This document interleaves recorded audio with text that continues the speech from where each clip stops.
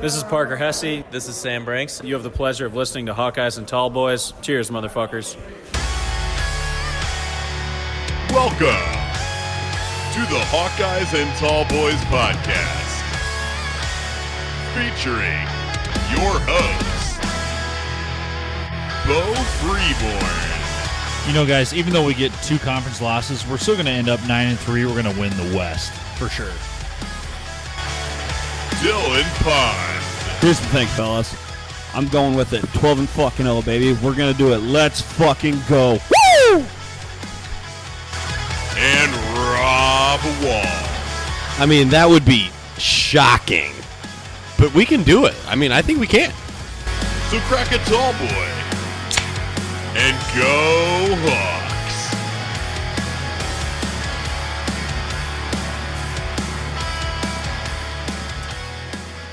All right, welcome to another episode of Hawkeyes and Tallboys. My name's Rob.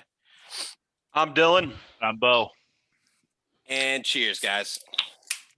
Guys, today is a great day, first off, for a beer and to talk some Hawkeye sports. But today we have a special guest on the show.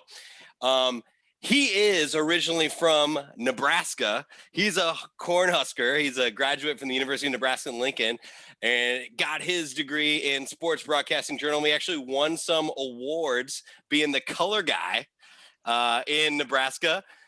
He is currently a writer at 247 Sports covering Iowa Hawkeye football, basketball, and recruiting for 247 Sports. On his LinkedIn, he says he wants to work harder than anyone in his industry, and he currently has over 13,000 posts at 247 Sports. Ladies and gentlemen, David Eickholt. Oh, what an intro. Look at that background research you guys did, too. I mean, you had me about ready to run through a damn wall with that intro. I mean, hell yeah. Holy crap. Yeah, I mean, no, I appreciate you guys asking me to hop on. I mean, I love doing this. So, yeah, whatever. Let's rock it, man. Perfect.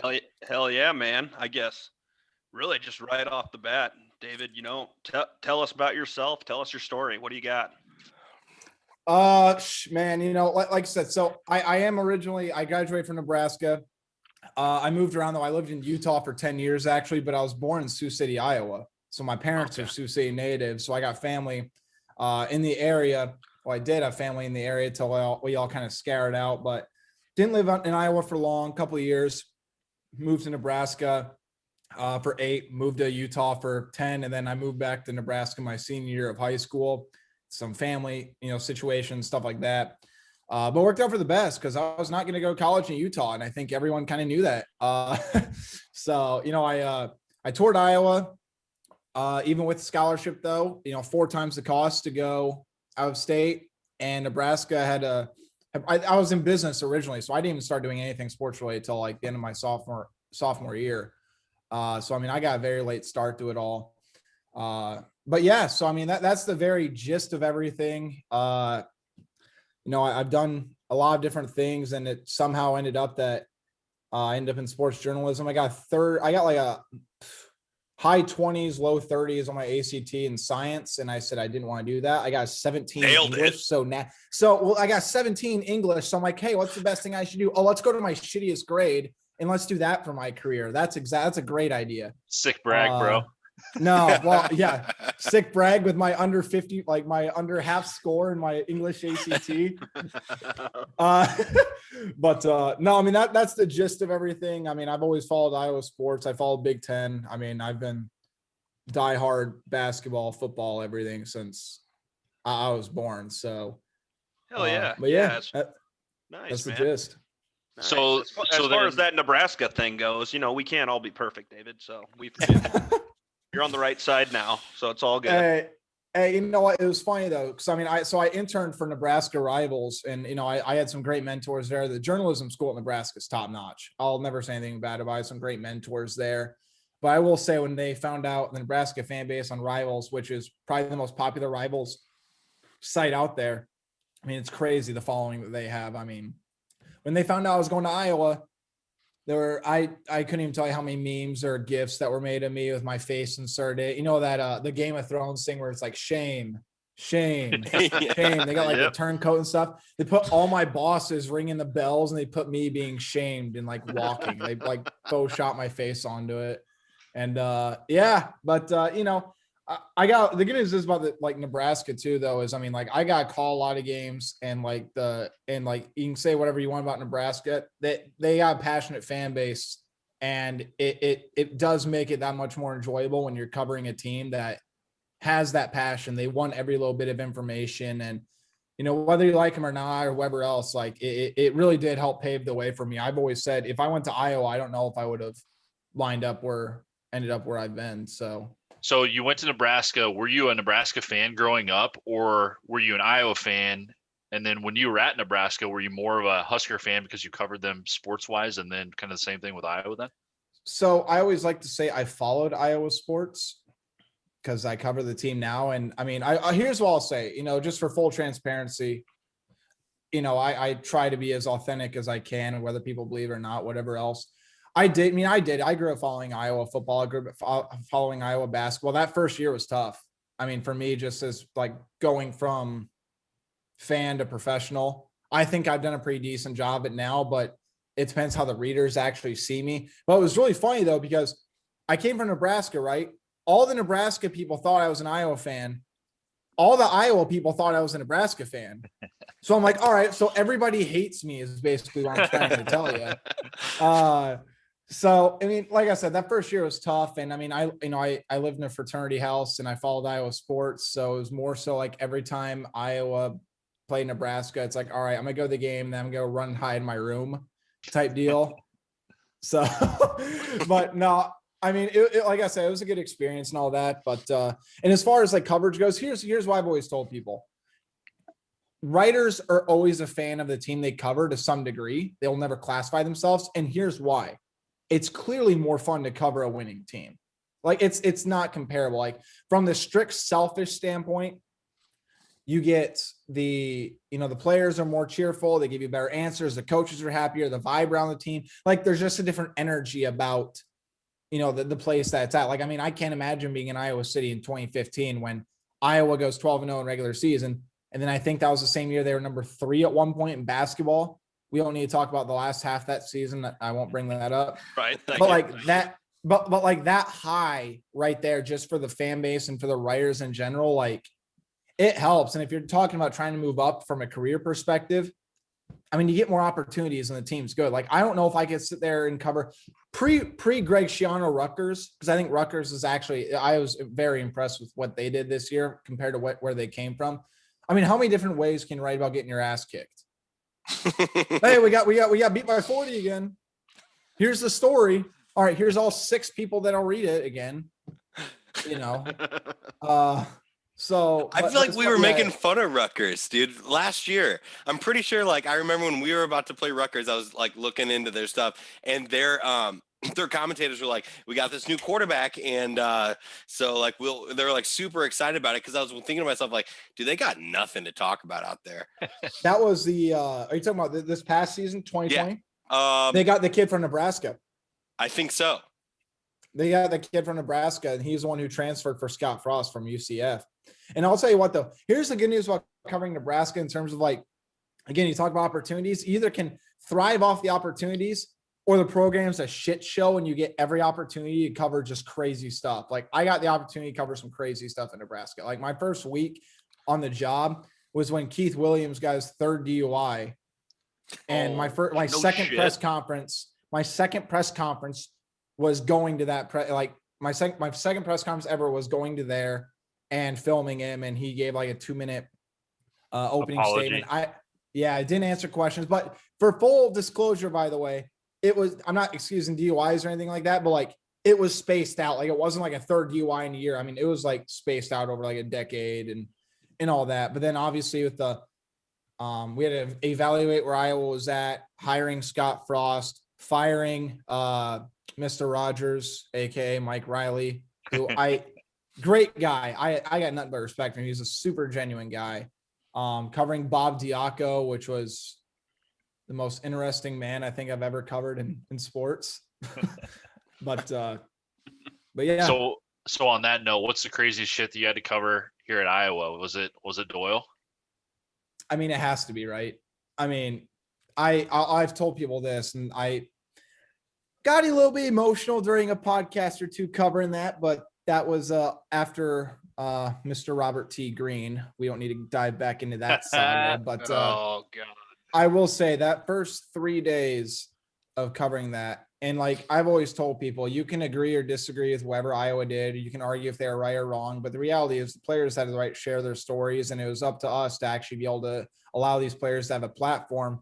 But at the same time, I also felt like at times nobody cross-checked anything, and like it didn't sit well with me. But for those first like 3 days, where I think were 3 of the most intense days I've ever had, because I didn't sleep. Like I think I ranted about this. I literally had enough cups of coffee to kill a small horse in that 72-hour span.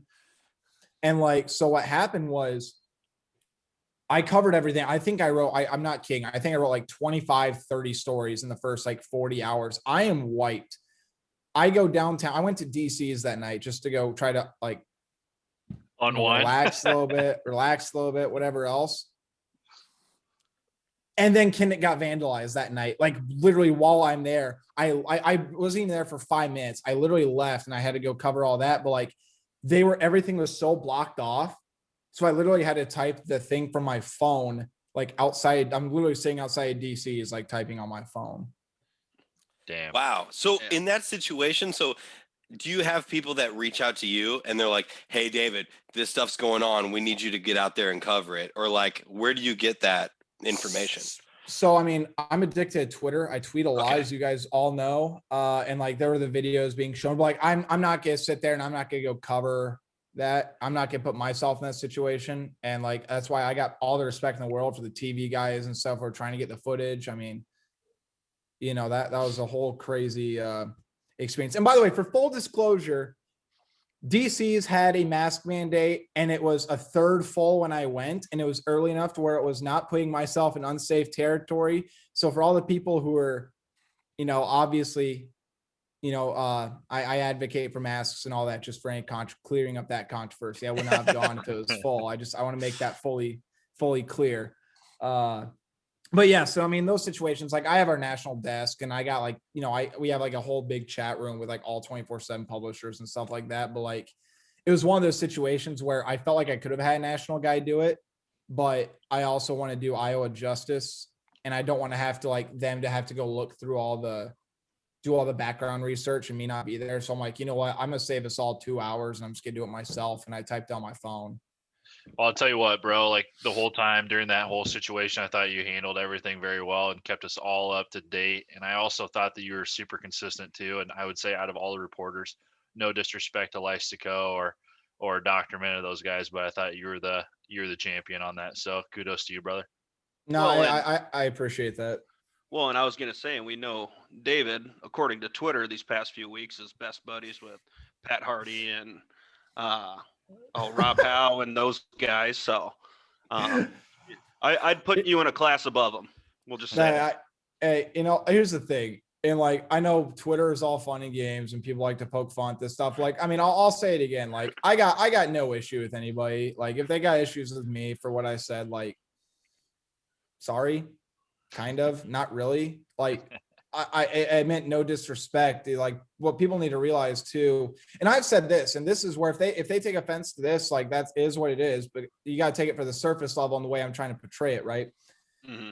Iowa has great writers. Scott Dochterman is a phenomenal profile guy. I mean, he's phenomenal. Mark Morehouse was an icon. John Miller was great. Then you got guys like Chad's a great columnist. Mark Emmert, the way he covered everything with George Floyd. He went up to Minneapolis when that whole thing was happening. He covered that phenomenally. He's had some great stories. They have good insight. Like there's no disrespect to anybody else. But what I meant by any of those comments, it was all about these guys have all been here 20 years. They're experienced. They know what they're doing. I also think that it's a shot in the arm. It's different. It's diverse to what Iowa fans are used to. And I feel like I can relate to a different level than maybe some of those guys can do. I mean, it's the same thing like Leah, the new Gazette girl. I don't know if you guys have read any of her stuff yet. She's fantastic. Yep. I mean, she's a phenomenal writer, and I think she's gonna absolutely crush it there. And I've been very impressed. So my whole thing was, I got no issue with them. If they have an issue with me, like I'm hey, I don't want to tweet about it anymore. That was a very first year David thing to do. Like, let's have it. I got into a few of those too. But I'm like, let's have a conversation about it on the record. We can talk it out. I got no issue with anybody. And if they don't like me for that, I've always said, like, they don't have to like me. Nobody has to like me, but you're going to respect me. And I'm going to make it, you have no other choice but to respect me in the work I do and the way I try to cover stuff. And that's kind of the way I've always seen it. Speaking of all those guys, you're in pressers all the time from football to basketball. Do you ever get nervous talking to some of those head honchos like Kirk Ferentz or Fran, like asking stupid questions or, just trying to get some info out of them? The first year, yes. Fran absolutely terrified the living shit out of me the first year. Like Kirk's, very almost, this sounds so just like, it's not going to come across right, but Kirk is almost like grandfatherly in the sense, like, he'll always give you he'll always like draw along out the answer and like, he'll make you feel comfortable. Fran, you have to kind of know your shit. Like, and I got no issue with that whatsoever. I love Fran. Like, I think Fran gets a bad rep. I've said that all along. I haven't agreed with the way he's handled some press conferences, but you look at his former players, you look at the parents of the guys he recruits, you look at the recruits that even if they haven't chosen Iowa, to my knowledge, nobody has said ever a bad word about Fran. And I've had many conversations off the record with Fran when I covered Patrick McCaffrey signing. Fran's funny, and Fran is a legitimate joy to be around. Like, he's just a really nice guy. He's a really fun guy, but right when it's basketball mode, I mean, it's like the Fran Con meter gets activated and like everybody's like waiting for it, Right. I feel like Fran's kind of a little bit of a hothead, kind of. I mean, like, that's just him by nature, especially like in the moment. Because I only see him in the moment on stage. You know what I'm saying? I never see the man behind the mask, or, even in the press comments, he knows like he's got to like try to keep his cool, and sometimes he struggles to do that. You know what I mean? But what were you gonna say, Bull? Dill? I mean, No. All I was gonna say is about Fran. I mean, I think you're spot on. You look at the Tyler and Aaron Eulis situation where, Tyler Eulis is all but ready to sign with the Hawkeyes before that Kentucky offer comes out of nowhere. And, obviously goes there, but that relationship he built with the family there, it wasn't even a choice when Aaron got his offers in and he ended up coming here. And just can't say enough about Fran. No, here's the thing too. And by the way, just as a shitty joke, I have to say, you don't see anybody behind the mask anymore. I mean, let's be real at this point, unless you're going to go downtown Iowa City right now. Cause I mean, that's an absolute shit show apparently from what I've seen. But, to get back on topic, like about Fran, I've always said this, and I think there's such a disconnect between fans and athletes and coaches. And it's not just by like, they aren't in the interviews, they aren't this. I've always said this, there's a reason why they are Division I athletes. There's a reason why the Division I coaches, they are so wired differently mentally because they have to be able to achieve that highest level. You think of who's the greatest athlete of all time. I don't want to get LeBron, Jordan. You can throw LeBron in the category, but LeBron, Jordan, right? Jordan's mental edge with all of his athleticism and everything. You remember him for just being that killer, that mental edge guy. LeBron, basically the reason why he takes care of his body and he's doing what he's doing right now in his 19th year in the NBA. They are wired differently than normal people. So when people are like, oh, he's out of control, he's whatever. It's just the competitive nature. I agree. There's certain lines you can't cross, but like I've always said this, you think CJ Frederick is a Big Ten basketball player without his killer instinct and without his mental edge? I don't. Absolutely not. And I'm a huge CJ. I've been pushing the CJ Frederick fandom since he got to Iowa. I've been saying I think he's going to be a top 3 scorer and all Big Ten guy next year. I said that before this season, that next year he'll take that step. But at the same time, the mentality that kid has, I mean, it's like 6th career game. He hits that huge 3 against Texas Tech to seal the deal with under a minute left. It's about rising the moment. He can rise the moment. You think Jordan Bohannon, without the way he is, you think he's even a power 5?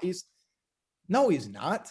And I love the kid. I think I think people are going to appreciate him more when he's gone. But you look at the kids, I mean, there's a certain mentality you need to be able to achieve at the highest level. And I think Fran falls in that category. And I don't think you can make it at that level without having that mental edge. Well, I think it goes back to too, like the players love him, right? Like if he's going to go out and defend his players and get texts for him, like as a player, I fuel off of that. And I think those guys totally love seeing that shit and love his attitude. Speaking of that, we'll go straight into basketball. Hawks are 18-7, 12-6 in the Big Ten, third right now. Got the 3 seed. We got Nebraska and Wisconsin coming up. We got Nebraska tomorrow night, Wisconsin on Sunday. Dylan made a note that he thinks it's imperative for us to win out so we can lock in that double bye. Is there any chance, David, that you see if we lose one of these games that we could potentially slip to a 5 seed and lose the double bye? If Purdue and Ohio State went out, yeah. I mean, you got to make it basically. People talk about scenarios. You know what the scenario is? Win out. I mean, Iowa's better than both these teams, and they want to make a championship run. They have to beat these teams. I think the Ohio State game.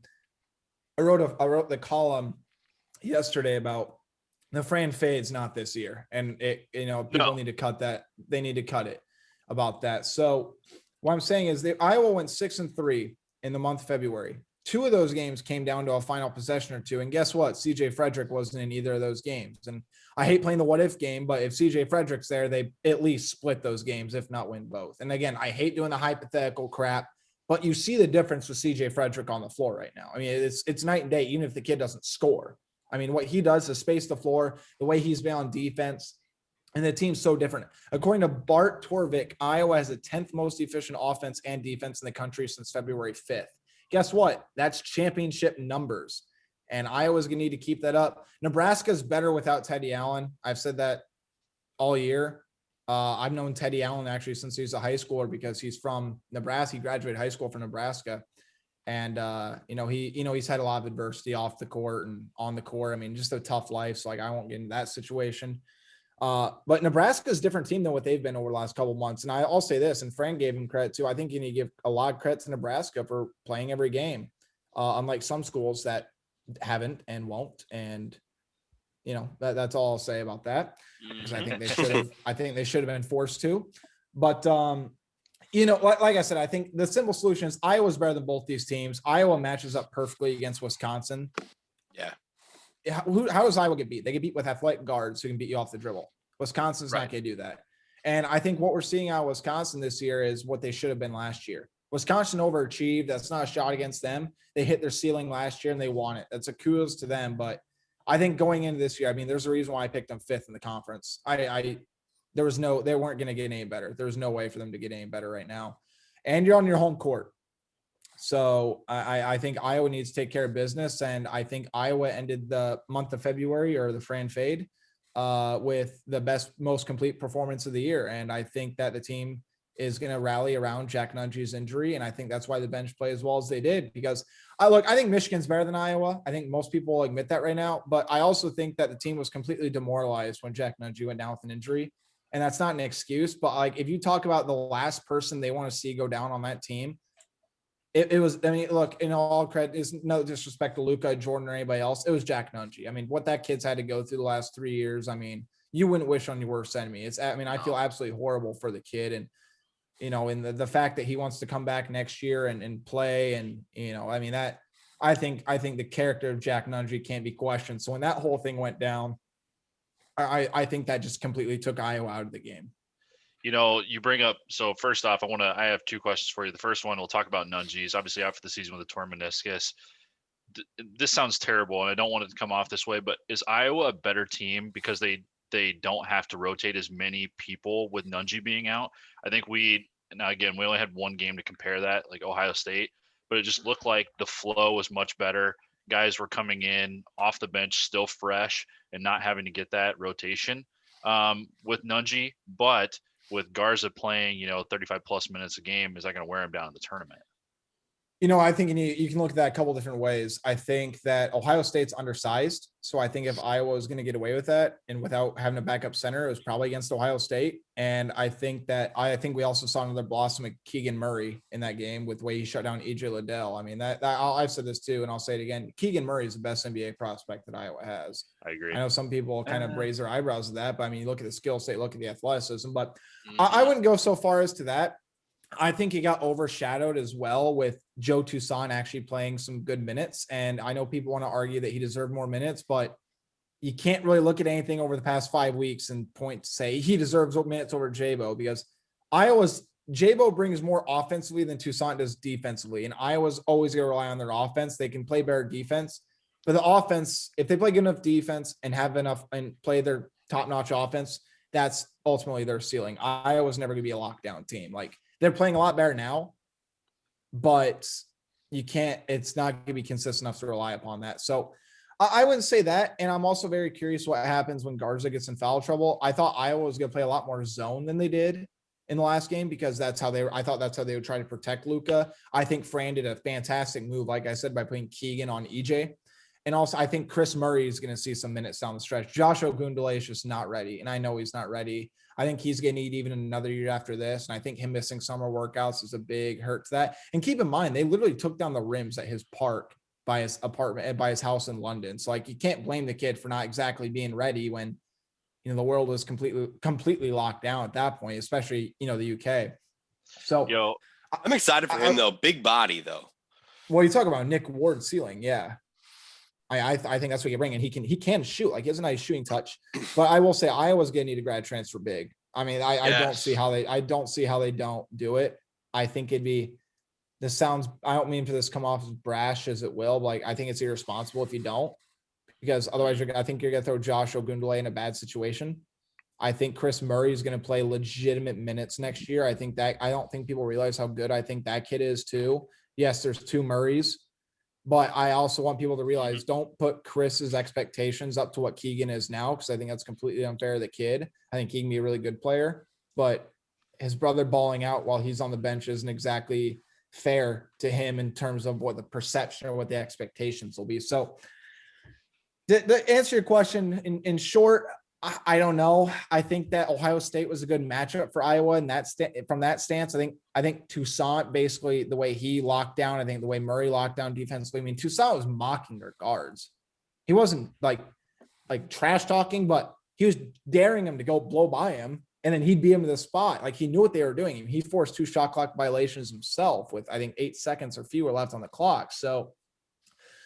And I think if you get decent play out of Patrick McCaffrey and Keegan off the bench, I think you can disguise Jack Nunge. But I'm not going to say Iowa's better without their leading scorer and leading rebounder, especially since we've seen Jack Nunge really play well in some of those games. Like, Ohio State hit 18. Remember, Luka had 8 against Michigan State. I know it was a 30-point blowout, but I think Nunge had 18 and 10 that game, 18-11 that game. Nunge's ceiling is incredibly high. The poor kid just has to stay healthy. Mm-hmm. Right. Absolutely. Now, speaking of, I know you talked about Iowa going after a big, here this summer. Do you have any prospects or anybody coming out of the transfer portal that you can think of right now? No, off the top of my head, I really thought Iowa was going to land Paul Atkinson out of Yale. I can't remember where exactly. I can't remember where he committed. I really thought, from what I had heard, that he was going to go to Iowa. Iowa was in his final 2 or 3. He loved what they did with Luka. The other target that ended up going to the fighting Steve Alfords was Will Baker, the 7-footer from Texas. He was a former top 50 recruit, can shoot threes, didn't really do much at Texas. I thought Iowa was going to land one of them. Honestly, when they didn't land either one of them, I was very surprised. But I also think Fran turned his focus off the portal and put it back on the season at that point, because I think it's right. With the way Fran recruits, I mean, he, and it's not a shot at Fran, because I think Fran recruits okay. But I will say with the if Iowa makes an Elite 8 or Sweet 16 this year, and Luka Garza, first of all, he better win National Player of the Year this year. He got absolutely robbed last year, and I'll beat my chest and stand on the highest mountain. I thought that was an absolute joke last year when that happened. You guys follow my stuff. I mean, I wrote like a 4,000-word article saying how crap it was and why Luka deserved it, and like. It's not even that's the thing, though. It wasn't a homer thing. You get a guy in the first, okay, the guy wins National Player of the Year, Obi Toppin, fantastic player. Nobody's saying he's not, right? But they led off why he won it with his dunk count. I mean, are we really this stupid? Are we really this dumb? He's not playing not playing a Power 5 conference either. No, I'm like, okay, like I hate the I get that too. I'm like, I hate the argument. Well, what if Obi played in the Big Ten? Yeah, he'd be a really good player, but guess what? If Luka gets that sort of potential, he goes to Dayton, guess what? I guarantee you he's averaging 35, 40 a game. Absolutely. Oh, guaranteed. Especially there's nobody who can guard him in that. Yeah. And by the way, nobody can guard him now. By the way, Beau, Atkinson went to Notre Dame. That's where I was thinking, but I didn't want to say it irresponsibly. So and you brought up a really good point there too, David. Just referring to all those bigs that Fran has gone after on the recruiting trail. Because another one I just remembered off the top of my head, Liam Robbins, was it his old man or his uncle ended up getting hired on Patino's staff up in Minnesota, right? Here's what I'll say about that. Oh, you got some inside info. Okay. I'll People. No. I'm not gonna say who. There were a couple outlets that said he was going to Iowa. It was never gonna happen. Like we got asked about on a VIP message board. And I'm like, no. I mean, the kid. I mean, I didn't know if he'd go Minnesota, but I saw no need for Iowa to go after him. The kid won immediate playing time. Guess what? He wouldn't have gotten it. He would have been behind Nunji. Right. But as much as people want to say no, he would have been behind Nunji. Now, if he had not gotten the waiver and he sat a year, maybe. And I'll say this, and I'm throwing this shit against the wall here. I'm purely speculating. I think he graduates this year, and we all know Patino's not sticking. Yeah, he's not going to the NBA. Oh, I think if he elects to hit the portal, I think Fran would be wise to go after him. Oh, I agree. So let me throw a name at you. What do you think about that Nance kid from Northwestern? Do you think that he would ever think about transferring within the Big Ten to Iowa? I don't think Iowa should take him. You don't think so? You don't think he's that good? I think he's okay, but I think if you get Nance after a Luka Garza type, that's a panic button to me, because I'll say this: I think Iowa should minimum be able to land a top target on their board in 2022. I hope so. I mean, as far as a big, that's what I'm saying. Like as far as a big goes, I think they should be able to land at least one big in 2022. But if you're talking about a grad transfer, maybe. At that point, like if you're only utilizing him for 1 year, maybe that's not a bad move. But I'm trying to think about how he'd fit in with Iowa's system, though, too. Like, I'm very curious how Fran changes the system when you don't have a 7-footer that scores 24 a night and hits 45% of his threes. Right. And that's where I'm very curious about next year and the way the teams get run, because I've said this too a couple other times. I know some people have scoffed at me. Not this, by the way, I feel like I have to say this all the time. It's not anything I'm hearing. I'm speculating. I don't think Joe Wieskamp comes back. Really? No, I don't. I don't think he should. Well, if we look so we talked about this earlier in the season, because I was always thinking that the way that this Iowa team is built, coming out of that Tyler Cook era into now we're in the Luka Garza area, obviously, like I think this is sort of the peak of the talent that's on the team right now. Like, obviously, I'm real excited about the Keegan Murray, and I'm really excited about some of the young guys that we're seeing play who can make a difference, like Patrick McCaffrey and guys like that. But like, when Luka Garza's gone, and if Joe Wieskamp leaves, which you're speculating could happen, like, I don't know where that leaves us, because Jordan will be gone too. And from there, I don't know what our team's going to look like. I'm curious about Jordan. I know that he may end up going, and that's fine. And this is me just speculating again. What if name, image, and likeness passes? If Jordan's smart, Jordan to come back for another year, because guess what? He'll make more money doing that than going out to work. So if that takes into effect next year, maybe Jordan elects to come back for his 37th year at that point. Okay. But, so for all listeners though, is he eligible for another year to come back? Everybody is this year. Yeah, because COVID. Because of COVID-19. Yeah. But as far as that, here's what I'll say. I've written about this year too. I think Iowa fans should appreciate the offense that they're seeing. Like, despite the defense, like, do people not realize how ridiculous Iowa's offense is?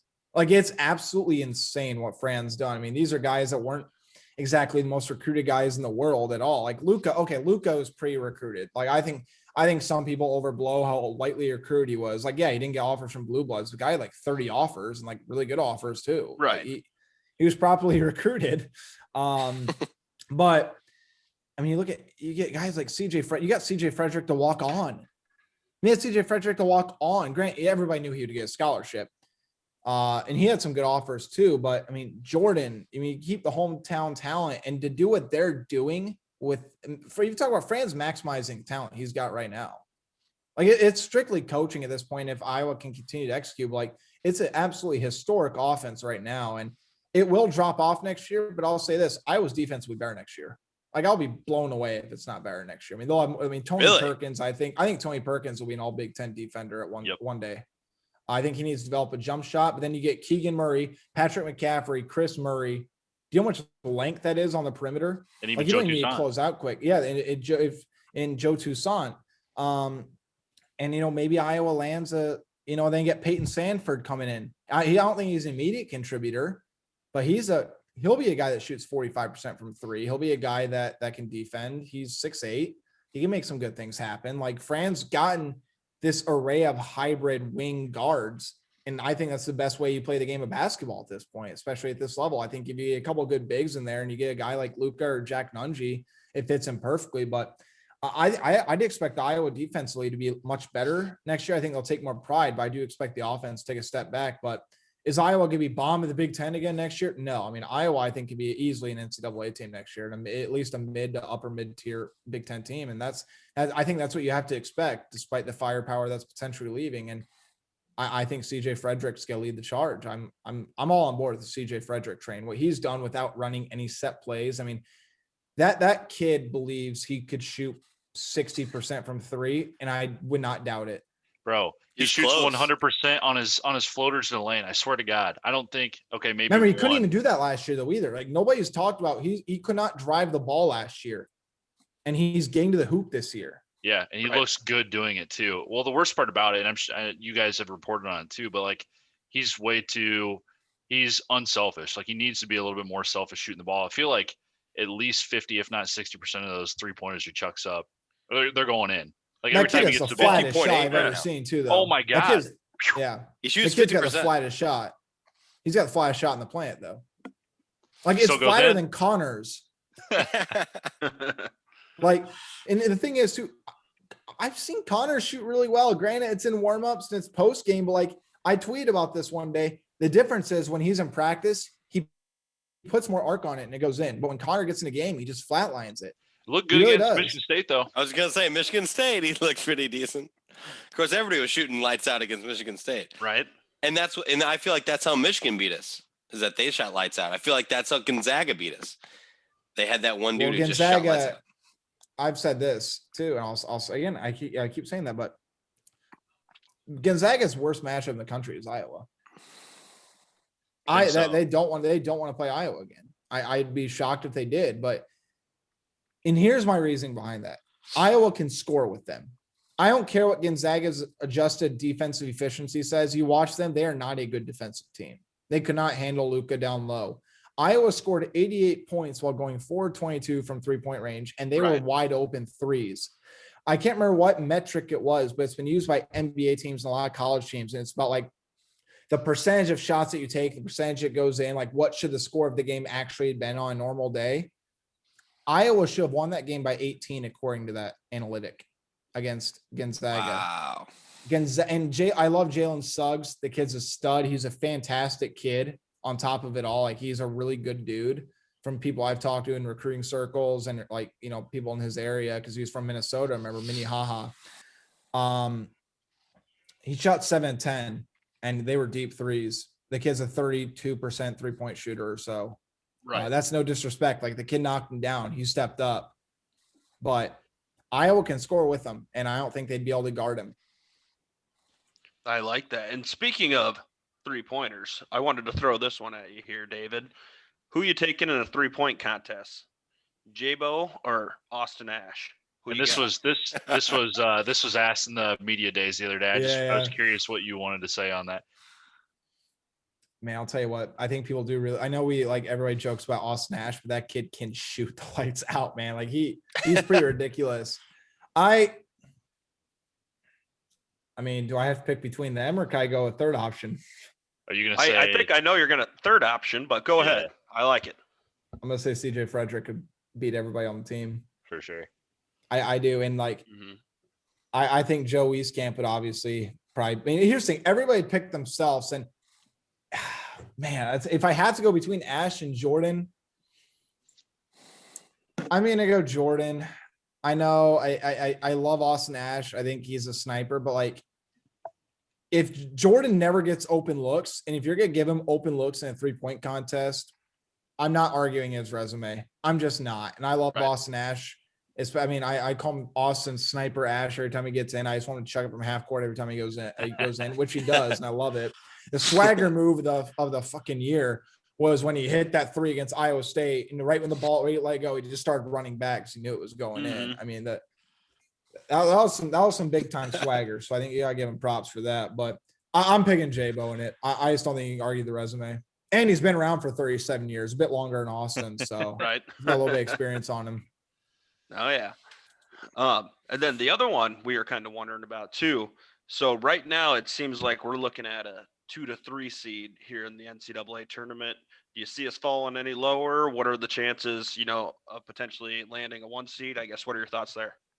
I've said Iowa has a shot at 1 seed if they win out, and then they win the quarterfinal game, they beat Illinois. I think if you beat Illinois, I think you're getting a 1 seed. Even if you lose the finals to Michigan, I think Iowa lands a 1 seed or at least the highest 2 seed. And I'd say this: get out of Gonzaga's bracket. I know I just said it was best matchup, but you don't want that unless it's a Final Four. Like, save that for the Final Four. Like, I don't get the obsession with the bracketologists. I know it's probably legitimate from things they're hearing. I don't get the obsession of putting Iowa and Gonzaga in the same bracket because I think that'd be much more of a fulfilling Final Four game than an Elite Eight game. That's just me. I think if Iowa wins the next 2 games, they'll fall no lower than a 3. I think if they win 2 games and they win one and they win the quarterfinal game, assuming they get the double bye, if they win the first 2, I think they're a 2 seed. Like, I have a very hard time at this point seeing them fall below a 3. And I think I'll say this too. I really think that Iowa's more at danger of losing in Nebraska than Wisconsin. I do too, man. Oh, really? I do too, 100%. Especially after the last game they just had. I've been saying this for 2 weeks. Yeah. Well, I'll say this. The thing that did make me feel better about Iowa's chances is they obviously pay attention to Nebraska absolutely curb stomping Rutgers, which is, I think, one of the biggest upsets of the year in my book in the Big Ten. I knew Nebraska was starting to play better, but like the way Rutgers is just Rutgers themselves pre-Greg Schiano. I know it's basketball, but I'm using that as football, but I'm using that as correlation. It was shocking to me with the talent that they got on that team. Oh, absolutely. And love it too, just because, what an absolute meat grinder the Big Ten is this year, which brings up another question that's been talked about a little bit. Want to get your take on it. Overall thoughts on the Big Ten officiating this year, and do you think that's going to benefit Iowa come tourney time?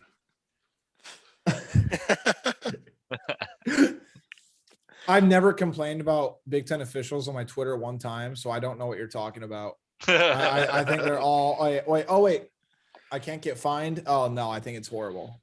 I think it's inconsistent. Keegan Murray's block was absolutely a joke. Oh my God. That was absurd. And then I think the other one was Joe Wieskamp literally got shoved in front of Beau Borarski. And here's the thing. I don't think Beau's been that bad this year. I really don't think he's been that bad this year. Paul Zellick, I know the team has a lot of issues with him. They won't name drop him, but they've you guys know, Jordan's standpoint, I think Zach Cohen, the co-host, name dropped him and Jordan just kind of laughed it off. And by the way, fun fact, that guy has not officiated an Iowa game since that. Oh, Really? I don't think anybody's realized that. I looked it up the other day. So as far as that goes, though, I think it will. And I also feel bad for the officials that too at the same time. Jordan brought up an excellent point. I think that these guys have just been going back to back, traveling city to city. They gotta hire more officials. Those guys are working themselves to death. And it's hard for me to blame them. And guess what? They can't get subbed out during a game.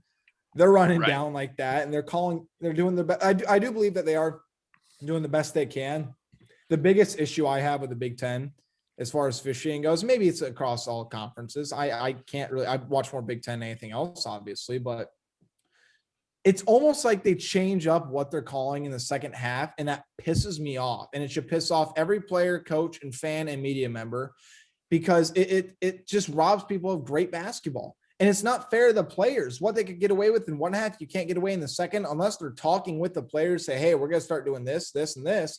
But you'll see a team not get called for anything in the first half, then they'll pick up 8 fouls in the first 6 minutes. And it's we aren't doing anything different. Why the halftime adjustments? If you want to emphasize more things, make a couple of things. But guess what?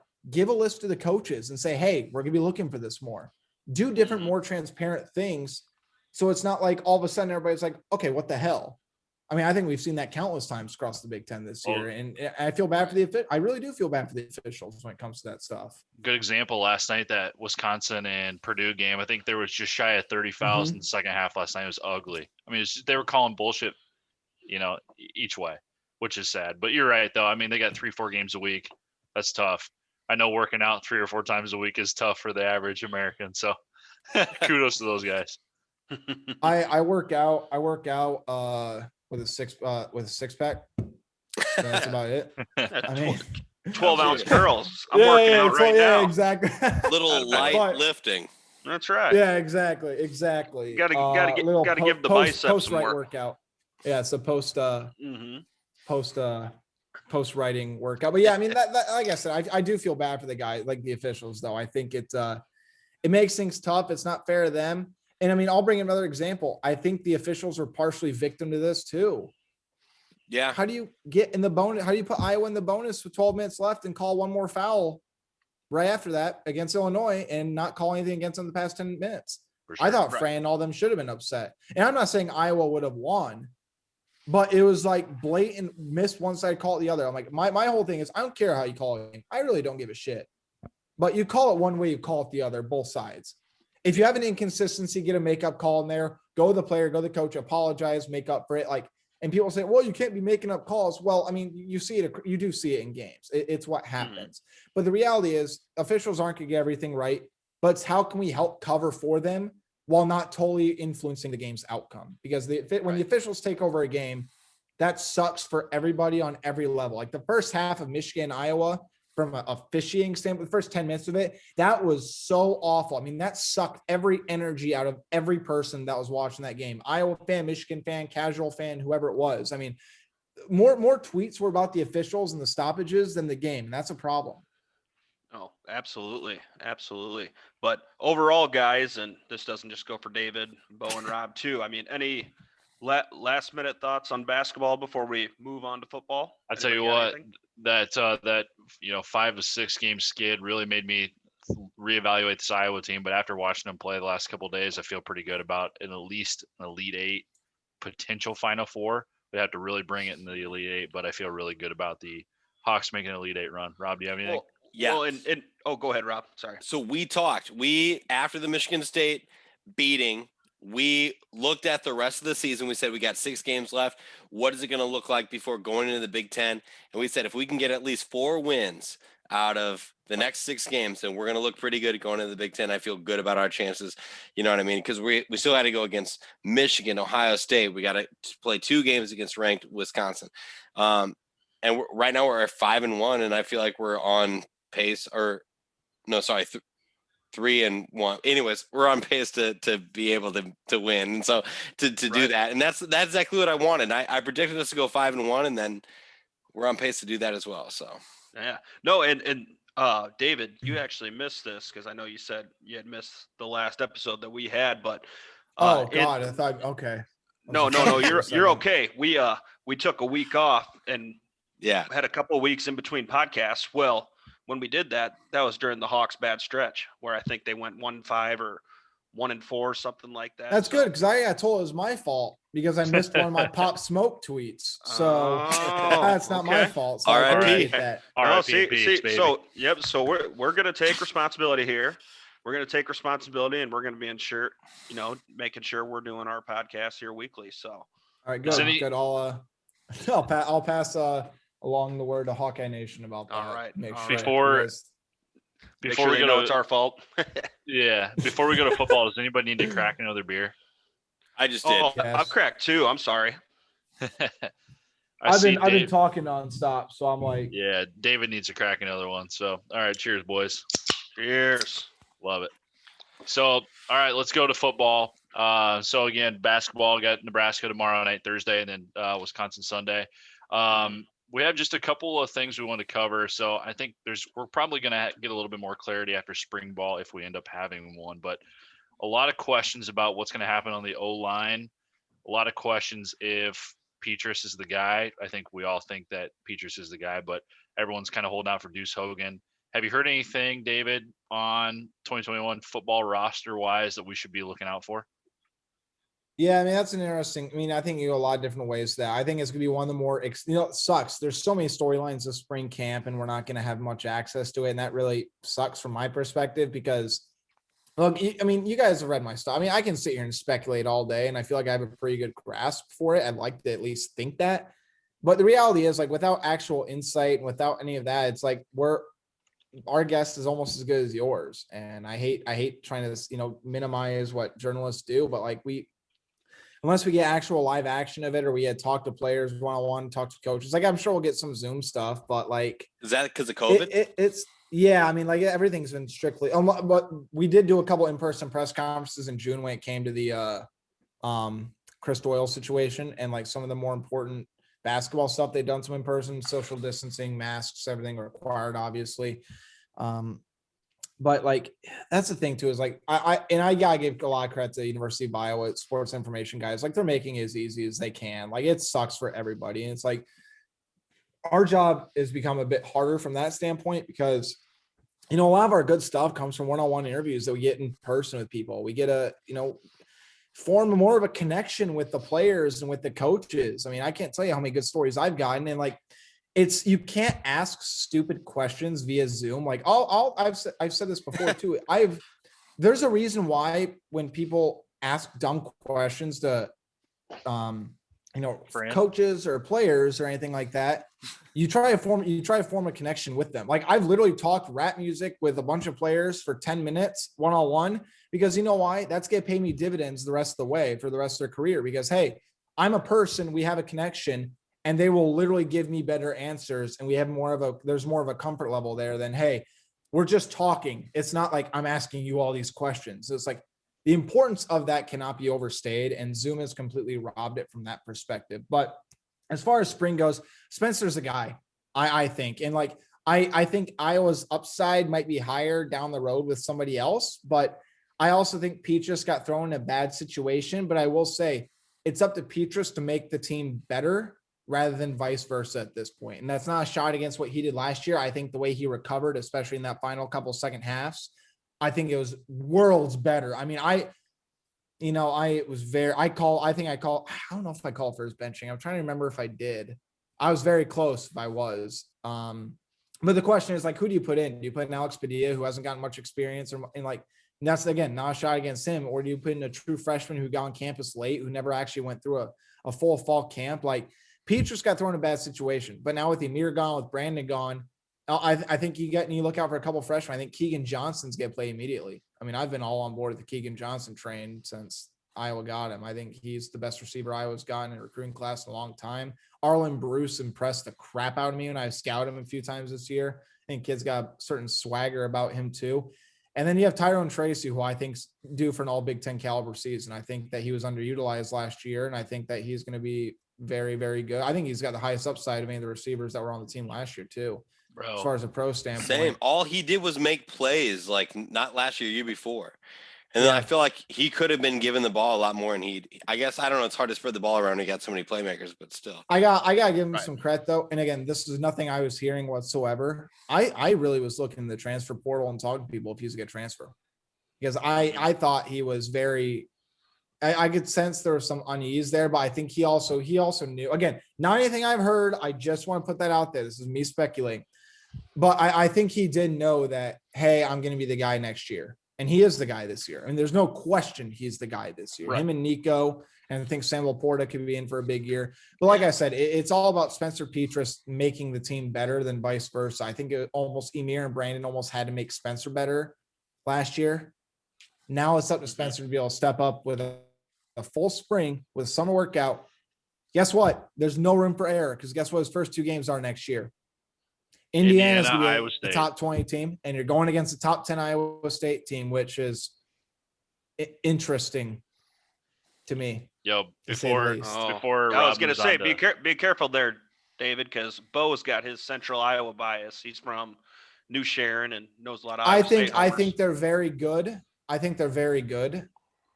You're not going to convince me they're top 10. I think they're probably 12 or 13. I could sit here and I think they're top 15. I think the upside's there, but I'm also very curious how they react to the high expectations. That's a really good point.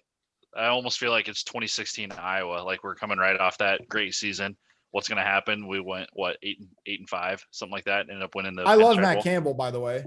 I think most Iowa people like Matt Campbell. I think Matt Campbell's a hell of a coach. I think he's a good ambassador for the program. Good guy. The only I think he runs a good program. The only like bad thing for Iowa though, for Iowa State anyway, is that they return 20 of 22 starters. So pretty locked and loaded to see how they use it. I did want to throw this out there. Is it gonna be like a Wisconsin though? Like Wisconsin basketball next year? It could be. That is a good comparison. I like that actually. We'll see what happens if Brock Purdy actually shows out, or if he acts like a pussy next year, I guess, whatever.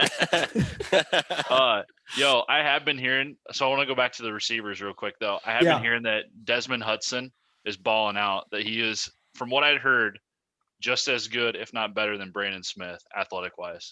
Dude, the dude is a physical specimen. And, I think we've been hearing a little bit about that since, his first year on campus is just, the raw skills that he possesses. And, it just doesn't surprise me at all to hear that, I guess. What have you heard, David? So I like Desmond. First of all, great kid. I got to know him a lot through the recruiting process. I got to know his high school position coach. Clayton Jones, tremendous guy, Raytown High School. I think he's got upside. I mean, obviously I haven't gotten the chance to live eval him besides Kids Day, his first Kids Day, where he didn't have the best day. I think he was a little bit nervous. I think he's got great size and he's a big red zone threat, but I'll say this about Brandon Smith. Iowa fans don't know how strong he was. You see everything on the field. I am not kidding. Brandon Smith, pound for pound, is the strongest football player I have ever seen and been up close to. He is built like a Greek god. Like, I'm not even over exaggerating it. Like, that kid has probably 2.5% body fat. Like, it's all sheer muscle. I mean, the kid, I tell people, I'm like, he's going to be a much better pro receiver than he was a college receiver. I think you draft him in third round. I think he can make a roster. Like, I think that kid's ceiling is really, really freaking high. And XXX L hands, 42-inch vertical, 46-inch, whatever it was. He put on Twitter the other day. 220, 6'3", outstanding run blocker. He really was. I mean, he was probably Iowa's best perimeter blocker. As far as Desmond Hudson goes, I think he'll certainly be a candidate. I think he'll probably start at the X, but I also think, do you throw Tyrone Tracy at the X? We saw what he did when Brandon Smith was out the year before that. He balled out. He had that long touchdown against Wisconsin, remember, that nearly brought Iowa back in the game before the official ruined that 2-point conversion. And again, I don't know, like, I'm not blaming the officiating for that, but like, he was out of position. I'm not sure Stanley would have made either way, but anyway, I think Desmond's got some upside. I think he's got great size. I think he was under recruited, but I'm also very curious if Brody Breck gets to Iowa. I think he can also make a case down the road, but I mean, look, Brody might be getting drafted high in the MLB draft, and that kid might have the decision to make, because that kid throws a 98-mile-an-hour fastball. Mm-hmm. With or without the pine tar? That's the question. Right. I know what I'd be doing anyway. Speaking of run blockers, we've been hearing a lot of rumbling on the O-line. So we heard that Plum is probably going to take over left tackle. We've heard some news about David Koff potentially coming in and starting at right tackle, potentially. Also heard that Mason Richmond may make the move from guard to tackle. Might have a nice little 3-man rotation between Cody Eanes and Britt and potentially Tyler Ellsbury, who's a fan favorite here on the show, on guard. Have you heard anything new on the Tyler Ellsbury? Situation? Very well. Okay. No, he's a nice kid. He's a hell of a run blocker, first of all, in high school. He had to improve his pass blocking a little bit, but he's a mauler, to say the least. I think Jack Plum will get the start. I think he was a little bit raw last year, but I also think he's going to take a big step forward. I'm also very interested. So here's the thing, though, too, that makes it more interesting, I think, for me at least. Whoever the new offensive line coach is, guess what? Everybody's got a clean slate. Besides Tyler Linderbaum. If you don't start Tyler Linderbaum, you should be fired and never coach even like Pee Wee football ever again. I think Richmond make a good tackle. I think he's got to put on more weight, though. I don't think he's big enough yet to play outside. I think he's got the height. I think he's got the reach, but in the athleticism to do it. But I get very nervous about playing a 6'6", 290 guy out and tackle. That's just not big enough for me. I think he's got to get up to at least 315. If you get 315, I think you'll be all right. I think Plum will play, and you got to keep in mind, like, Plum's not exactly the biggest guy yet either right now. I mean, again, I say that like, okay, yeah, you weigh 120 pounds more than me, whatever. I'm same height as you, so it's fine. So, I mean, he's about 295. I think he's got to get up to 305. Then you got Linderbaum inside. Don't forget about Justin Britt, too. I think Justin Britt's going to be playing inside guard next year, too. I think he's got very high upside. If David Davidoff had came in healthy, I'd say he'd start, because that kid had the most ridiculous offensive line film I've ever seen Iowa get. I mean, it gets more pancakes than an IHOP buffet or on a free pancake day at IHOP. Like, it's absurd. And the thing that separates him is his second level blocking is phenomenal, dude. Like, he gets one block. He'll knock over a guy. He's not going to lay on top of him. Guess what? He's going to sprint downfield, and he's going to get a second or third guy. And he's also, he was a big time rugby player, which helped with that, obviously, too. I think Mason Richmond's a good candidate. I think that Justin Britt's gonna get guard. Then you got Cody Ince, and I think Kyler Schott. But look, I think Kyler Schott's good. I think there's a limited upside with Kyler. I think it's a really good story. But like, I think there's better guys on the line right now. But and I'll say this: that 2021 class for offensive line is absolutely ridiculous. Yes. Like Tim Paulsek, people can be upset he left, but guess what? He left you the best freaking present that you've ever seen. Best parting gift he could have left you, which is, I think, the number 1 or number 2 offensive line class in the country. Michael Mislinski is going to take over for Linderbaum, and he's going to be really good. I literally could see every player in 2021 for the offensive line starting at some point. Like, they're all really good. There's really no downside to it. But as far as Davidoff goes, I think Davidoff, I think he can be a rotational guy, make 2 deep this year. But I also think that Davidoff next season could start. I think his upside is All-American first-round draft pick. I see that sort of future for him. 24/7 Sports Midwest analyst Alan True and our national analyst Charles Powers compared him to Brandon Scherf, and that worked out pretty well for him. Whoa, wait. Out of everything you just said, so it's called 24/7 Sports. It's not 247. Am I the only one that thought it was 247? Everyone thinks it's 247. I say you can say, here's the thing, you can either say 247 or 24/7. I say 24/7. We call it 24/7, but people say 247. I mean, it's same shit, different boat, right? Right. I mean, it's all good. There's something new every day. Wow. Perfect. Hey, question for you. So with the transfer portal, I had a question for you. So I know, like, a lot of students, like right now, when they enter the transfer pool, they have like specific rules, or they have to figure it out, and maybe they have to redshirt a year before they can actually have a year where they're eligible to play, things like that. When it comes to the transfer pool, I've talked to a lot of folks who like think, or have the opinion where, like, you should have at least like 1 free transfer prior to starting that process. And I know that you're really active in the recruiters in recruiting and covering the recruiting for Iowa and other schools. So, like, what do you think? Like, because if you go through the recruiting process and you're a high school kid and you like decide, okay, I'm going here, and you get there and it sucks, like, I feel like you should have like a get out of jail free card. It's an unpopular opinion of mine. I think the NCAA, I'm never going to say this again. I'm never, ever going to say this again. The NCAA has it kind of right on this, but there needs to be major changes in verbiage and the way that the waivers are actually articulated and the way you can actually get a waiver. Because it's so damn inconsistent right now. Nobody knows how to get a waiver, who's going to get a waiver. Guess what? If you get a lawyer, you're probably getting it. I think if a coaching change happens when you signed a letter of intent, or during your time there, I think you should have a free transfer. I think you should be able to leave. And if it's up to that new coaching staff to be able to re-recruit you or keep you around. But at the same time, if that happens and everybody wants out, well, guess what? You can't field a damn team. But at the same time, it's also the school's responsibility to be able to say, it's that partially falls on the school as well. I think that if you have a sick family member, if, a bunch of stuff happens like that. Yeah. But like, I know it happens. I'm not trying to be oblivious. I mean, I cover recruiting. I want to keep it as pure as possible. And I'm afraid that poaching is going to be so damn bad. It's going to be awful with the free transfer, and it scares the living shit out of me. And I know people say, oh, it happens. Yeah, but like, it's still not as common as it would be if it happened. Here's what I'll say this. Here's how I'll compare it to. And this, by the way, what I'm about to say does not incriminate the University of Kentucky. It does not incriminate the University of Iowa. There have been no conversations that have been had. They said it in the article. They preface it saying these guys are not in the transfer portal or speculating. A Kentucky site wrote an article about where the scoring will come from next year's basketball team. Because, they lack shooters this year. Mm-hmm. They put CJ Frederick on the list.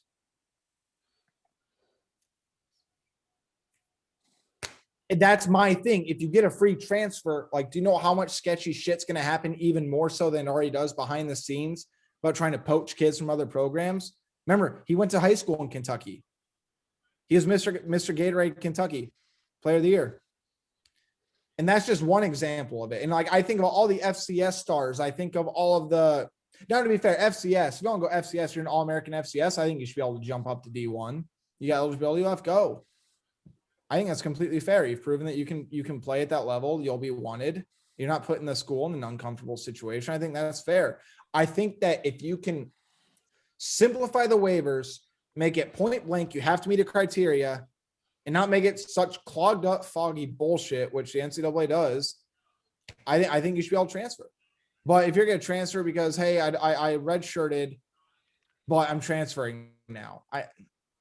I don't know. I like the grad transfer rule. I do. I think the grad transfer is great.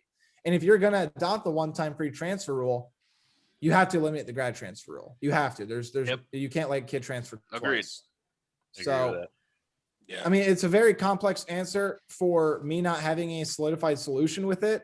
It's more of like a utopia, and I'm fully aware like it's not going to happen. That's what I'd like to see happen. But if you're asking me, should the players feel empowered to transfer if they're not happy? Yeah, I think you can't be opposed to that. On that note too, I just want to understand. So I watched some of the transfer portals from down in like the SEC.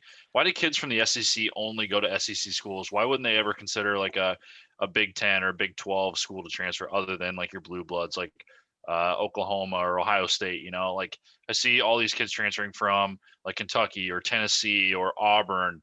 They never look at like places like Iowa where they would make an immediate impact on like the D line or O line and things like that. Like They don't want to be cold. Can you lay on a beach in January in Iowa? For real. There's a reason why I was in Florida for 2 weeks, guys. I just got back from there. There's a reason why I went down there. It's the reason why I'm not looking pale as all holy hell like I usually do. I got at least a little bit of color to me. But no, I mean, like the SEC is its own hybrid too. But I will say this. I mean, I like SEC football. I actually grew to fully appreciate it this year with as much off time as I got to be able to watch college football more so than I usually have. Like I think SEC's got a great brand of football. I used to trash it quite a bit, but am I going to sit here and say, does Alabama carry the torch? I mean, absolutely. If Alabama's not national championship every year, they're not the best conference in America. The Big Ten is. But I'm also not going to say that after the year that the Big Ten had, because the Big Ten I thought was pretty shit this year. I mean, it was not good. Outside of Ohio State, and Alabama was unbelievable too. So, well, so speaking of, all right, so I was looking at. We wanted to ask you about like your thoughts between like the coaches and the football squad. So when it comes to Kirk and Brian Ferentz, like I wanted to see what your thoughts were on the future plans on like what happens with Kirk Ferentz. When we don't really know how many seasons he's got left. I don't know if he's going to try to pull a Joe Paterno on everybody, but how many years he's got left. And do you think the succession plan is Brian Ferentz, or do you think he's going to pull, someone else is going to be able to step into his shoes? I don't think you can hire Brian Ferentz after what happened.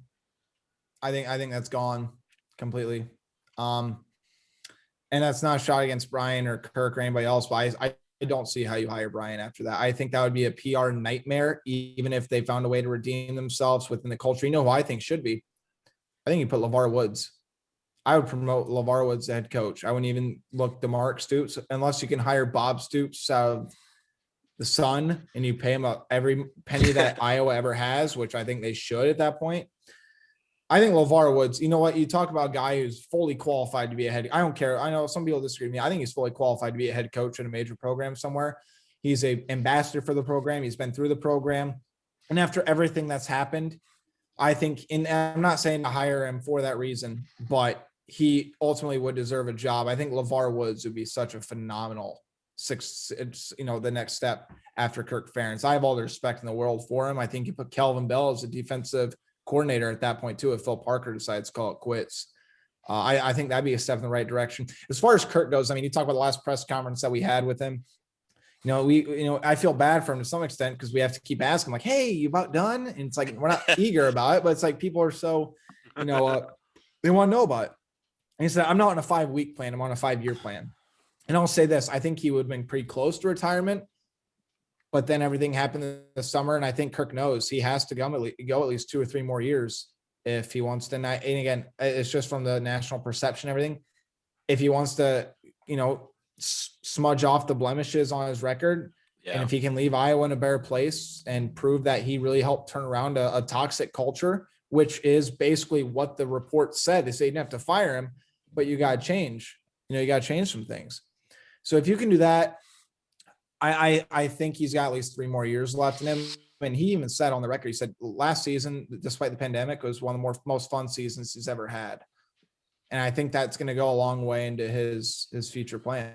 And so I'm not trying to be disrespectful or unfair to Kirk and what he's doing. At least 3 more years, 2 or 3 more years minimum. Says longer wouldn't surprise me, but he's also been on the record before that saying he wouldn't coach past 70 because his wife didn't, because Mary didn't want him to. Right. So it'll be something to follow for sure.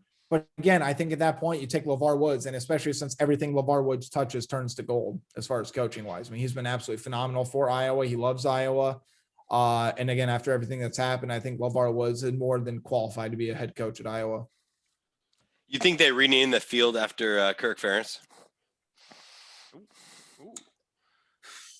I'd like to see Hayden Fry and Kirk together. I'd like to see a hybrid of it. I think that's the only fair way to do it. I think that's the right thing to do. I think Hayden, as much as Hayden's, beloved in Iowa, and as much as Iowa's already paid the respects to him, I think you do like Fry and Ferentz Field or something like that. Ferentz and Fry Field or something like that. I think that'd be a really, really cool tribute. I think it'd be the right thing to do, assuming that the culture continues to change for Kirk and, Iowa continues to take steps in the right direction. But to go back to your question, I don't think Brian at this point can. Now, I would never fully eliminate Brian from ever coaching at Iowa.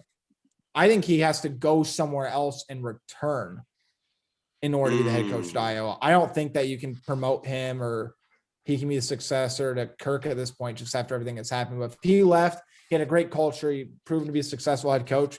I think at that point, if everything had changed, I think it'd be irresponsible not to consider him. And I know I'm not the only one that said this, but when we got to talk to Brian after everything that happened, I could not have been more shocked or more impressed with the way he handled his opening statement in his press conference that day. Right.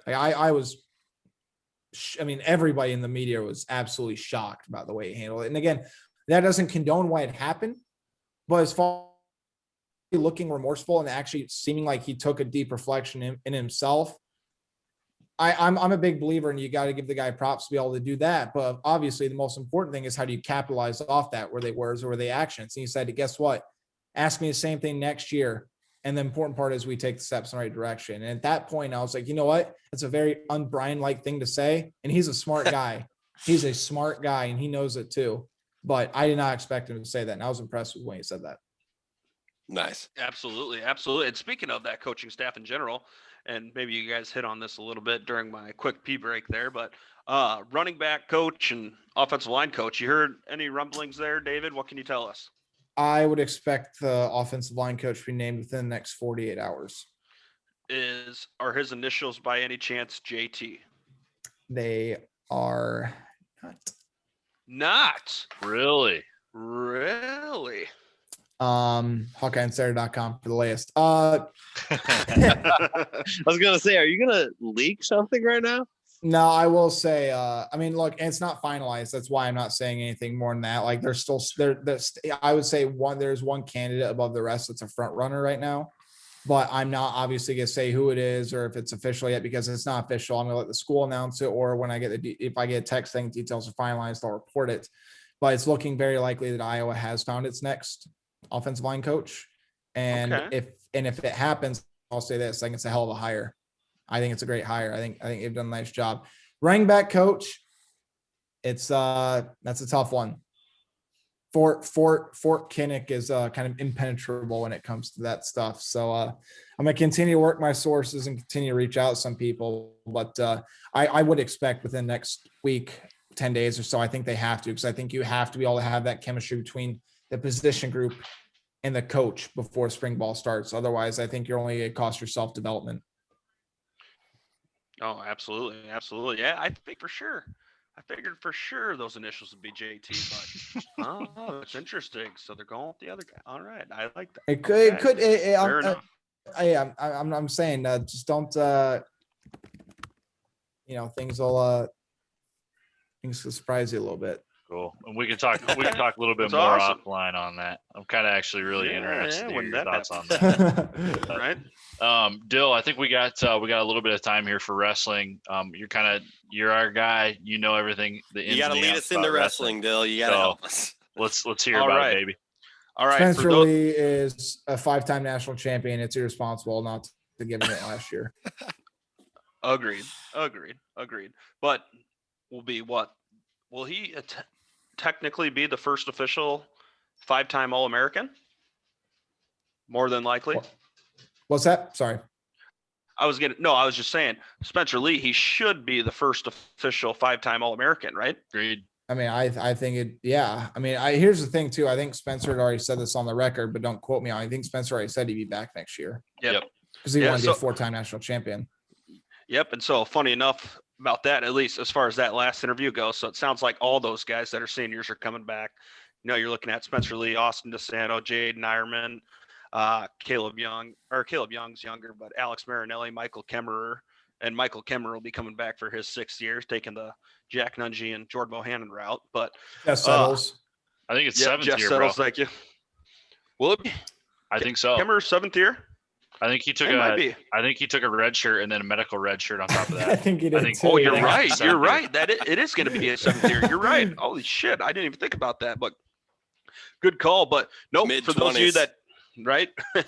For those of you that do not know, this weekend we're looking at Big Ten championships.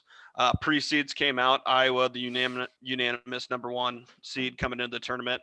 125, we got returning 2-time national champion Spencer Lee. Got the number 1 seed. 133, number 2 Austin DeSanto. Right now, currently ranked behind Roman Bravo Young out of Penn State. Those two went at it a few times last year, and Roman Bravo Young got the better of them. So look for a potential rematch there. 141, we're looking at Jaden Ironman, Missouri transfer, number 1 in the nation right now, killing the game, undefeated. 149, Max Mirren, he's got the 2 seed coming in. And mind you, I know I'm kind of rambling here, but so for every 1 and 2 shit, have I seed not been you rambling heard like from me. every time I've talked today? No, you're fine. But for every 1 and 2 seed, these guys will not be wrestling the first round. So for those of you that are going to be tuning in 9 a.m. or Saturday morning, you're not going to see these guys wrestle until the 2nd round. They all got buys. So the first wrestler we're actually going to be even seeing wrestle is at 184, Nelson Brands. But before we get to him, Caleb Young, 157, got the 2 seed coming in, number 1 seed there. We're looking at Ryan Deacon, 149. I don't think I mentioned who was the number 1 seed there. Sammy Sasso, him and Mirren had a good battle there. Sasso, just experience-wise, came ahead. So look for them to have a potential rematch in the championship as well. Returning 2-time Big Ten champion, Alex Marinelli's got the number 1 overall seed. If you guys hear some jumping around, I got a couple dogs. Sorry about that. And 184, number 9, Nelson Brands. He's got the worst seed coming in. He's going to have his work cut out for him. Got a rematch with Illinois' Broadnagel right off the bat. So I hear a rumor that Nelson Brands enjoys wrestling. Can you guys confirm that for me? He does. He does. I hear He's informed the media of that, right? From what I had heard. It's like Marshawn Lynch vibes. Right? Did you hear that from Cody Gonwood, or who'd you hear that from? Is that what you said? No, I think he's the guy that covers Iowa wrestling. No, I know he does. I thought I copied like a tweet or something of his. I'm like, oh my God. Oh, I'd be ashamed of myself. You mean to tell me that not every joke and every thought I had is original? Oh shit. No, that was a great interview though. I'm just here, and bottom line, I just really enjoy wrestling. Yeah, no, I think, as long as we come out and really enjoy wrestling, we're going to do what we want to do. Just honestly though, that's probably a good answer for that team, because that team's the best team in the country. Absolutely. Well, and before I even get into the rest of this, and I had this in my notes as well, but did you guys see the tweet that Alex Marinelli in that media day, or when they had their press conference, came out and said, yeah, during their COVID pause. So mind you, some of these wrestlers, I don't think they'd ever say officially who had it, but some of these wrestlers had COVID, but these guys were all together every day, threw on 4 layers of pants during that, or 4 layers of clothes, and went out and trained outside because their wrestling facilities were all locked up. It's like, what the fuck, dude? I Those guys are a different breed. Dude, I know David touched on it earlier. Like, to be a D1 athlete, you just got to be, fucking insane. And I think to be a D1 collegiate wrestler, especially at the University of Iowa, you got to have a screw loose. You got to have a few screws loose. So, yeah, I fired up. These guys are absolute badasses. And then, at 97, we got number 3, Jacob Warner, potentially setting himself up a rematch with Eric Schultz out of Nebraska. These two have been going back and forth for a couple of years now. So, I'm pumped up to see that. And then Miles Amin out of Michigan too. So, hell of a wrestler. I think Warner, and I made this hot take on Twitter the other day. Don't know if you all saw it or not, but I think Warner gets Amin with the rematch with Schultz in the Big Ten championship. So I think Warner could be the first 97-pounder Big Ten champion that Iowa's had in, 10, 15 years. So, and then 285, we got Rob's boy, number 3, Tony Cassiopei, and he'll be going up against What a great last name, though. Can we talk about how great that last name is? It's phenomenal. Cassiopei is a phenomenal last name. Not to go Franism on you, but it's phenomenal. Dude. Rob, Big what old nationality Tony Cassiopei. He's 6 foot 285 out of Roscoe, Illinois. Completed 100-0 as a junior and a senior. Like, you got to be. And honestly, he's got a couple little brothers that we're going to be looking out for. They're right now in 7th and 8th grade wrestlers, but look out. Yeah, Bruno Cassiopei hasn't lost a match in like 3 years, and he's 13. Rocco Cassiopei. Bruno and Rocco. Yep, their only losses in the past 3 years are to each other, and and those are by forfeit. Big ass plates of spaghetti and meatballs. No, Rob, they're wrestlers. They can't be eating that spaghetti. Oh, sorry. Right. No, they're at Bluebird. Yeah, right. To be fair, I mean, hell, I'd go to Bluebird every day if I could. For sure. Oh, absolutely. Fire omelets.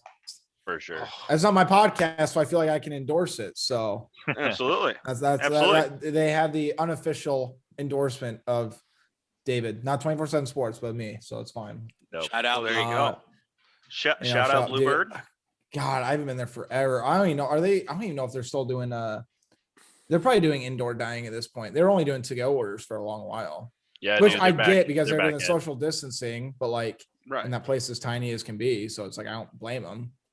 Oh, they're just benefiting from the old Kim Reynolds decree, man. Can we talk about this? This bothers me, but I want to debate here. Which is better? Is it Hamburg Inn or Bluebird? Ooh. So me, I don't think it's close. See, I'm a Bluebird guy. I am too. In my college years, and I was a little hungover on a Saturday or Sunday morning, there is no place I wanted to be more.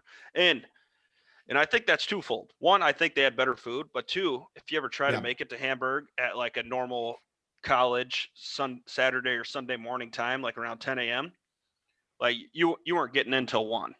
Yeah. So that's, I could always find my way into Bluebird. Right. Absolutely. And when I wasn't there, they sat me at a table and I'm like within 3 feet of someone else sitting down eating. And I'm like cramped. I'm like, where's our waitress? And it's like 2 waitresses for the entire fucking place. You know what I'm saying? Here's Like, the thing: it's you get me a Krakatoa omelet at Bluebird, throw me a side of pancakes, and you give me a bloody, and I'm gonna be happy as can be. Absolutely. And Bluebird never kicked me out for throwing up in their bathroom. So Good people there. Great people. So Oh, So fantastic! I'm glad we're all on the same page here. So shout out Good. Bluebird Diner, free pancakes, ours and David's way wouldn't hurt my for the endorsement, quick yep. shout out. So yeah. I don't have the physique of someone who like slams an omelet and pancakes. Surprisingly, if you can't tell, but like I mean, it's fire, man. You gotta take it. Oh, absolutely. That's good shit. But yeah, someday, David, you're gonna write a column, and they're gonna name something after you, an omelet after you at Bluebird, and be like, you know what? Actually, can I get the David Eickholt? And they're gonna be like, Dude, oh, absolutely, sir. here's you know what I need? I need like a diamond plaque at Coach's Corner because I'm at Coach's Corner way too often because Great Coach's Corner's bar. literally- That place Dude, fucking slaps. Dude, that place is literally 2 minutes from my apartment, and I'm there like 3 nights a week just hanging out. Like that's my go-to place. I want to get out of my apartment, have a beer, and just go watch a game.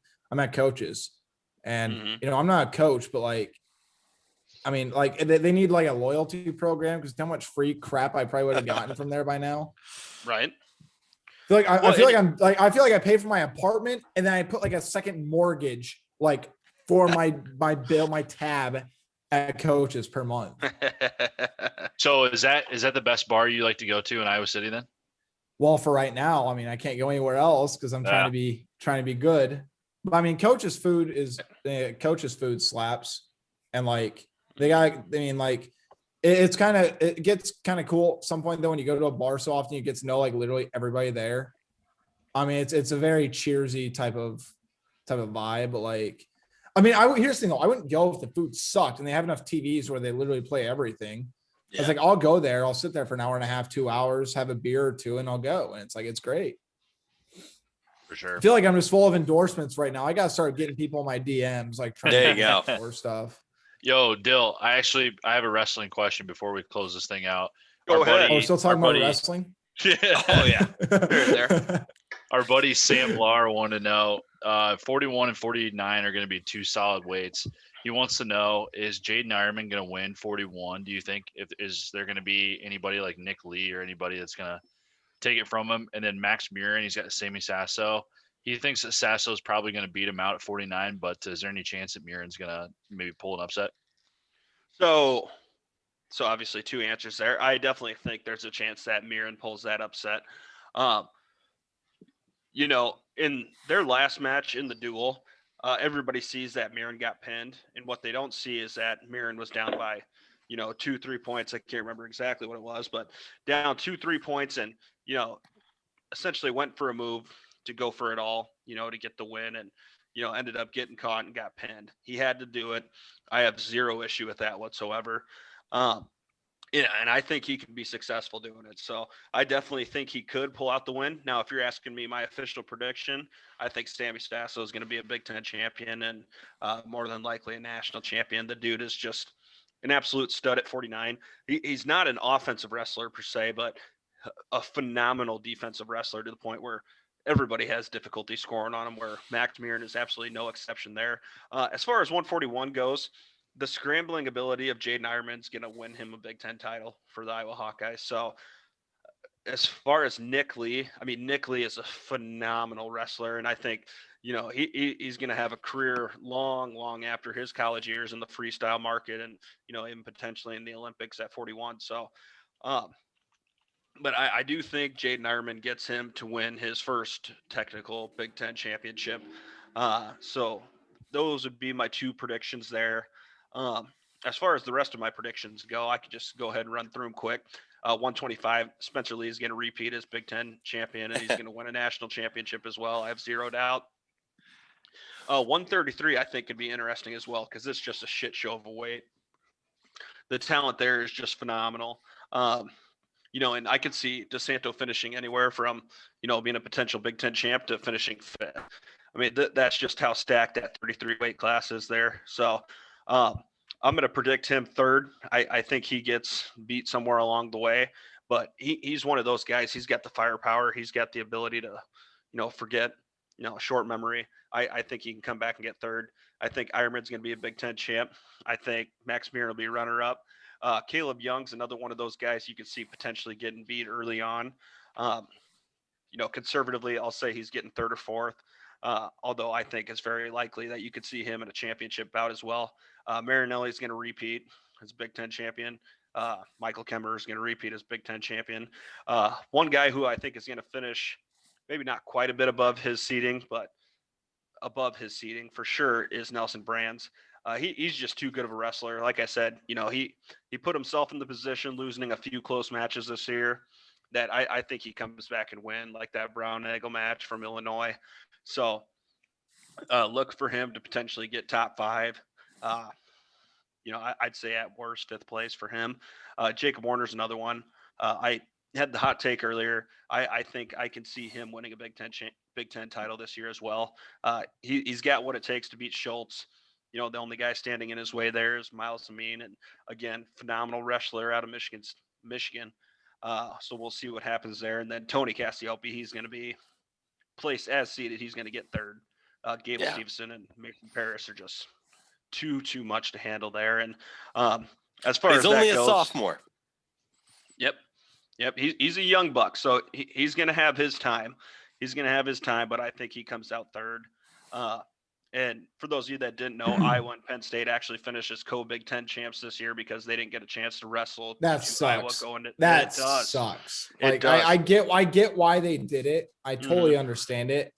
That sucks. Yeah. Right. It just does. And you kind of got that vibe too, because I want to say they wrestled Ohio State that week before, and that lineup they put out there was just a B squad. I was wondering, what the hell was going on, and they're still handling these quality Big Ten opponents, but with this, with some of their second tier guys. But you had to wonder what all was going on. Then it's like, okay, shit, they got 4 guys that can't wrestle today due to COVID. It's like, okay, that can't be good. And next day they call it out. Not to take the conversation away from wrestling, but this is major March Madness news that just broke. Villanova's Colin Gillespie has a serious injury and will likely miss the rest of the season and the NCAA tournament. So Villanova is probably out of conversation. Wow. So that basically Holy leaves shit. Ohio State, Iowa, Illinois for the last 1 seed then? I mean, Or at least Villanova, Iowa, I Illinois. thought was out. I mean, look, I think you're gonna be hard pressed. I get it. You're gonna be hard pressed to convince me that Ohio State, besides winning the Big Ten title, is gonna get a 1 seed. You can't lose 3 in a row and get a 1 seed. Yeah. That's my 2 cents about it. I mean, I'll say this. I think Iowa's better off as a 2 seed. Like, call me crazy. I think Iowa would feel much less pressured as a 2 seed. I think they'd perform better. I think if they get a 1 seed, it'd be interesting, but I'm not. They haven't ruled him out for the NCAA tournament, by the way, Gillespie. But if it's a serious injury, he's probably missing at least the opening weekend, I would say. I mean, otherwise, I don't know why you'd call his injury serious. And hell of a player too. I mean, that shit just sucks, dude. Especially after last year and the way that that ended. But to be fair, I never thought Villanova was that elite though either. I've said that kind of all year. But I mean, I'm never gonna bet against Jay Wright. That dude can flat out coach. Sure, for sure. So, but I was gonna say, fellas, as far as wrestling goes, don't try and contact me after 9 a.m. on Saturday. I will be busy. Don't at me, bro. Yep, don't at me. That's why I say it gets worse. Right? I might be on the Twitter sphere, but that's about it. Just bitching here and there. But I mean, other than that, wrestling wise, that's all I got. I think Iowa's going to repeat. I think they're going to be Big Ten champs. I think Penn State's going to make it close. And that's going to be that. And Iowa's going to be number 1 going into NCAAs here in a few weeks. So love it, bro. Hell yeah. But I mean, overall, shit, you guys got anything else? David, thanks, man. It's been a blast. Yeah, it's been fun, guys. And talking sports. You nailed I appreciate it. Hey, I appreciate it. Actually, before we do close out, I got one last question for you for the people. Tell us your craziest college story. Oh God, man. I want this to make airwaves and not incriminate my career. I got maybe that might have to be a post. If I ever leave Iowa, that might have to be a post story. But I had my fair share of fun. I was irresponsible for a semester or two. Luckily enough for me, once I got hired at Rivals, the Nebraska site, I mean, most of my game days were pretty mellowed out. Yeah, great time after that. I mean, I've I'm tailgated in Lincoln. That's a good time. It's a good time. Well, the bar scene's fun. You get like Mhm. Barry's, the patio at Barry's, and you get upstairs and that rooftop's really, really fun. I think the tailgating sucks. I think the bar tailgating is fantastic. And it's a close enough walk. Sounds like Wisconsin to me. I haven't been up to Wisconsin for a tailgate or a game. I mean, I've been up there for the coverage of it. I haven't gotten the chance to yeah, I'll tell you what, from the press box though, and they jump around. I mean, you feel it. Like I had to hold my water and hold my food up because like the whole thing just shakes. I mean, it really is really, really cool though. God, college story. I'm trying to think like what would not incriminate me completely. Yeah. No, I have none. I was a great kid. That a kid. I was a 4.0. I never Spent drank. most of my time in the librry. Yeah. Well, I mean, if we're talking library, the nickname for the library is in the bars. Yeah. I mean, of course. No, I mean, I'll let the imaginations run wild. But I mean, I was in a fraternity. I had my fun, but I also never did anything to incriminate myself because I wanted to do what I'm doing now. And I'm despite my Twitter controversies or whatever else I say, you know, that pisses people off, whatever, but like, I always wanted to do what I'm doing. And I never really, there was a cloud over my head based on a poor decision I made. What if something leaked or whatever I did that, or, you know, whatever else. But am I gonna say, have I been stupid? I've had my fun. I had a couple legendary tailgates. I had a couple really good bar nights. I will say this is me pulling the sympathy card. My 21st birthday, I had mono, so I couldn't even go out to the bars. Oh, brutal. I literally had my girlfriend at the time drive me to Walmart, and I bought a 6-pack just to prove I could buy alcohol legally. Damn. That's too bad. And then that next month was fun. So you weren't driving. Just don't use the word Rumplemans around me, and that will be all right. You weren't, out there driving 70 mile per hour down Riverside Drive or anything. No comment. No comment. No, I'm not getting in this. That's where I'm like, all right, I'm gonna chill. Well, thank you so much for coming on the pod. We had a great time. Would love to hear your insights. Obviously, you're doing a great job at 24/7 Sports. So it's been great. You guys, as always, we can close out this episode with, like we always do, with a little Iowa victory polka. But please look out for David on all his takes on Twitter. You can follow us at H Tallboys on Twitter, as well as you can check out our page on Facebook. And don't forget to check out our YouTube, where we post all of our podcasts as well. So thanks again for listening, guys. And here is our outro. Big weekend, Hawks. Here we go.